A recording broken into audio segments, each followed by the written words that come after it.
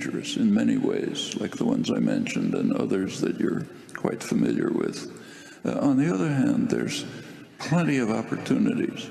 We should bear in mind that the country has become much more civilized in the past 50 or 60 years.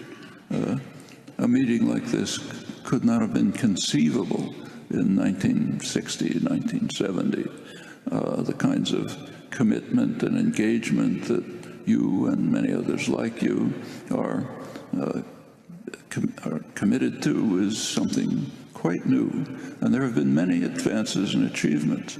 Women's rights, civil rights generally, rights of gays, opposition to aggression, environmental concerns didn't even exist at that time.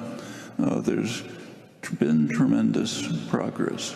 That means that struggles today start from a much higher plane than they did not many years ago.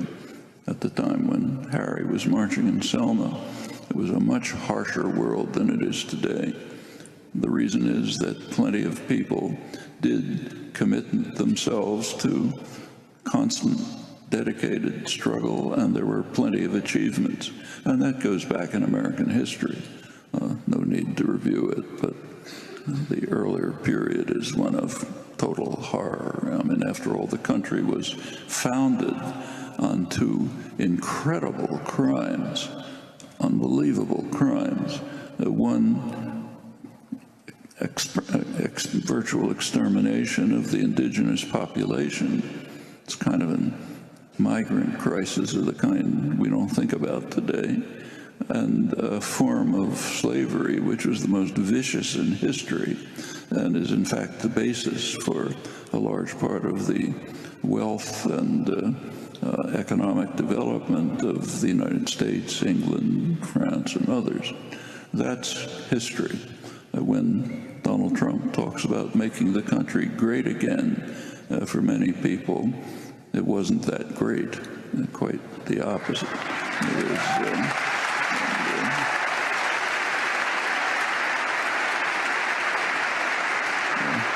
but the point is, there has been plenty of progress because people facing much harsher conditions than we do didn't give up. That's an important lesson. Furthermore, even the election itself suggests major opportunities. For one thing, as you know, the Democrats actually had a considerable majority of the vote. And if you look at the younger voters, the people who will shape the future, they were overwhelmingly anti-Trump and even more overwhelmingly pro-Sanders. That's an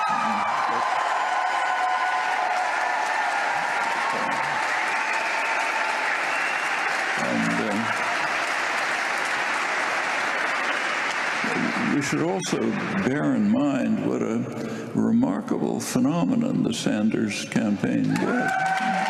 I mean, here's somebody unknown, came from nowhere. Practically no one in the country knew who he was. He was using words like socialism, which used to be a real curse word. No corporate support, no media support, no support from the wealthy. Everything that has always been crucial to winning elections, mostly we have bought elections, had none of it, and practically took over one of the two major parties. It could have taken it over if it hadn't been for shenanigans you know about.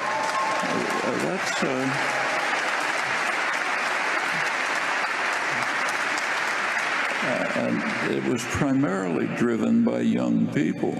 All of these are very hopeful signs. It means there are plenty of things that can be done. There are opportunities that can be grasped. No time to run through them, but there are plenty of them. And it's really very much in our hands and among the younger of you, in your hands, to carry us forward in this long path, long, arduous path towards trying to create a civilized society and a decent world. There's been a lot of discussion in recent weeks about the role of workers, of the working class in this election, of Trump's supposed appeal to white workers. And Harry, you know that the civil rights movement, as it was growing and developing, needed and was fueled as well by progressive unions like 1199 and the auto workers and others that gave it strength and organization and resources. I'm wondering how you're looking at this issue, because Noam, as you mentioned, all the young people, the problem is that the young people, the so-called creative classes, are increasingly concentrating in the big cities. They're in Seattle, and they're in Chicago, and they're in New York, and then the issue then is what happens in the rest of the country. You know, back in the 60s and 70s, we used to say you got to go back out and organize, organize in the communities from which you came from. How do you see this whole analysis of the, quote, loss of the working class to sort of progressive politics that we're hearing in the commercial and the corporate press? Well, take a look again at the last few elections. Many of the Trump voters among the white working class voted for Obama. They were deluded by the slogans of the campaign. You may recall that the 2008 campaign was based on the slogan, "Hope and Change." Well, many people voted rightly for hope and change. The working class has suffered, not disastrously, but severely from the neoliberal policies of the past generation, pretty much from 1979. So if you look, say, just take the 2007, the peak of what economists were calling the economic miracle, right before the crash. 2007, American workers had real wages lower, considerably lower than in 1979, before these policies were instituted. They lost, listen to Alan Greenspan, who during the height of the euphoria over the economy was called St. Alan, you know, the greatest economist of all time. He testified to Congress explaining the basis for the success of the economy that he was running. He said it was based on growing worker insecurity.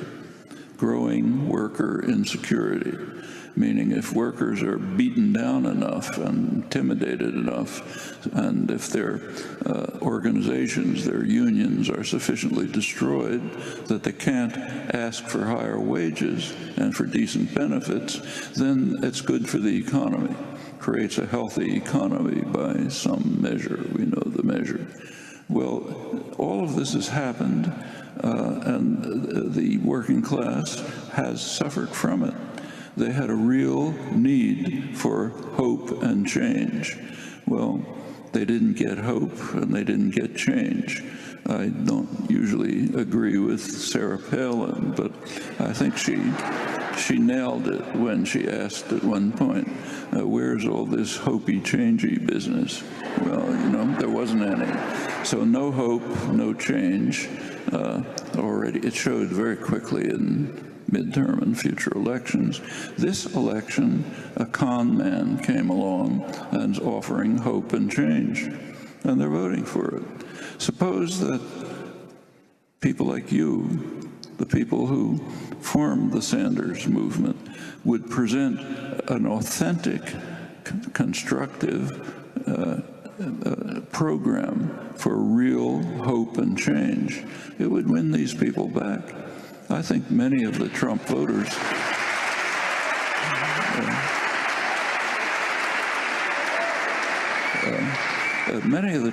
Trump voters could have voted for Sanders if there had been the right kind of activism and organization. And those are possibilities. It's been done in the past under much harsher circumstances. Organizing white working people in Indiana is a lot easier than what the Freedom Riders tried to do in the South 60 years ago, much easier. Takes work, but it can be done. And my feeling is that a core part of a progressive program is to rebuild the organized structure of the labor movement, which all throughout modern history has been in the forefront of progressive change. And that's not impossible either. It's been beaten down pretty severely in the past generation, but it's been worse before. If you go back to the 1920s, a period which is not unlike today in many ways, the Gilded Age, the labor movement was virtually destroyed. Woodrow Wilson's Red Scare practically wiped it out. There had been a militant activist labor movement. There was almost nothing left of it in the 1920s. By the 1930s, it revived.